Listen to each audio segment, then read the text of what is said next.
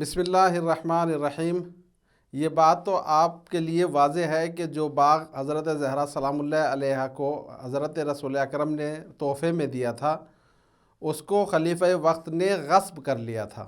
لیکن سوال یہ پیدا ہوتا ہے کہ آخر اس باغ کو چھیننے کی کیا وجوہات تھی؟ کن سیاستوں کے تحت یہ باغ چھینا گیا؟ کیا باغ فدق ایک باغ نہیں تھا کہ جس کے جیسے بہت سے باغات حکومت کے پاس ہوتے ہیں؟ تو پھر اس مختصر سی زمین پر حکومت کی نیت کیوں خراب ہوئی؟ یا پس پردہ کچھ اور ہے کہ جس کو ہم نہیں جانتے؟ ایسا ہے کہ ہم نے باغ فدق کو صحیح سے پہچانا ہی نہیں۔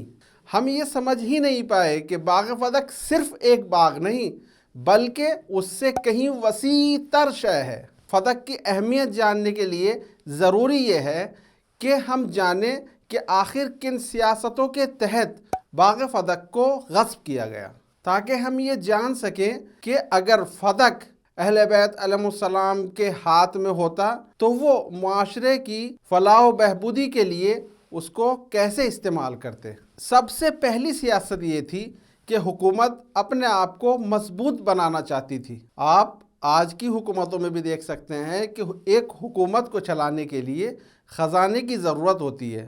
پیغمبر اکرم صلی اللہ علیہ وآلہ وسلم کے بعد خود ساختہ حکومت بنانے والوں نے دیکھا کہ ابھی وہ اس میدان میں نئے ہیں اور حکومت کو مضبوط کرنے کے لیے انہیں خزانے کی ضرورت ہے۔ تو اس بات کو مد نظر رکھتے ہوئے ان لوگوں نے فدق کو غصب کر لیا۔ تو اب آپ یہ سوچیں گے کہ یہ تو بہت اچھا کام کیا انہوں نے، حکومت مضبوط کرنے کے لیے خزانے کا انتظام کیا۔ لیکن سوال یہ اٹھتا ہے کہ کیا حکومت کو مضبوط کرنے کے لیے کسی کی ذاتی ملکیت کو ہڑپا جا سکتا ہے؟ یقیناً آپ کا جواب منفی ہوگا۔ متعدد دلیلوں کے ذریعے سے یہ ثابت ہے کہ رسول اللہ صلی اللہ علیہ وآلہ وسلم کی زندگی میں ہی فدق جناب زہرا سلام اللہ علیہا کی ملکیت میں تھا، جس کی واضح دلیل یہ ہے کہ جب انہوں نے فدق کو غصب کیا تو سب سے پہلے حضرت زہرا کے عمال کو، کام کرنے والوں کو وہاں سے باہر نکالا۔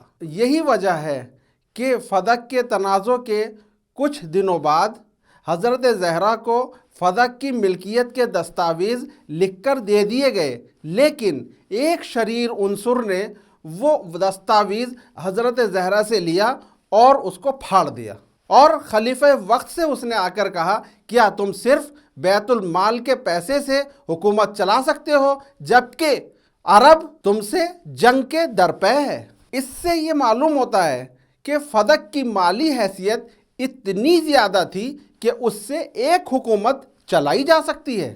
فدق کو چھیننے کے پیچھے دوسری سیاست یہ تھی کہ وہ لوگ خاندان نبوت کو مالی اعتبار سے کمزور کرنا چاہتے تھے۔ حکومت وقت کو یہ پتہ تھا کہ رسول اکرم کے بعد آپ کی وصیت کے مطابق خلافت کے حقدار صرف اور صرف علی علیہ السلام ہیں۔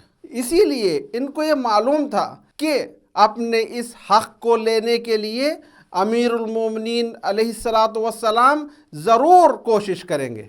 ظاہر سی بات ہے کہ ایک مختصر سی کوشش کے لیے بھی مالی سپورٹ کی ضرورت ہوتی ہے۔ تو اگر خاندان اہل بیت علیہ السلام کو مالی اعتبار سے کمزور بنا دیا جائے تو ظاہر سی بات ہے اب ان کے مقابل میں خاندان اہل بیت سے کوئی کھڑا نہیں ہو پائے گا اور انہیں کسی بھی مخالفت کا سامنا نہیں کرنا پڑے گا۔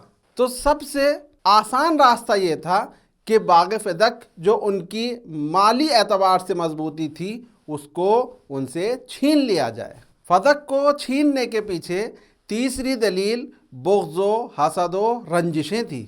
یہ بات تو آپ جانتے ہیں کہ اللہ نے انسانوں کو مختلف مرتبے دے کر بھیجا ہے، یہاں تک کہ اللہ نے انبیاء کو بھی الگ الگ فضیلتیں دے کر بھیجا ہے۔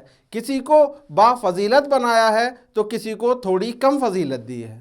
کچھ لوگوں کے پاس ذمہ داریاں زیادہ ہیں تو ان کے پاس اختیارات بھی زیادہ ہونے چاہیے۔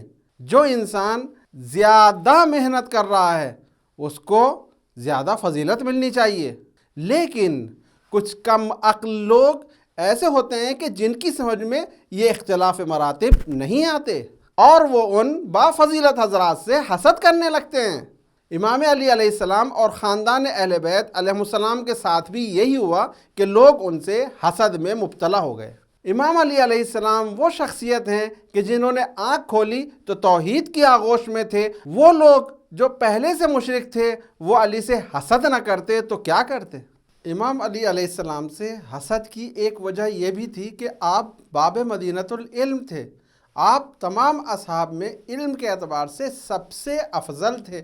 وہ لوگ کہ جن کا علم سے کوئی واسطہ ہی نہیں تھا وہ امام علی علیہ السلام سے حسد تو کریں گے ہی۔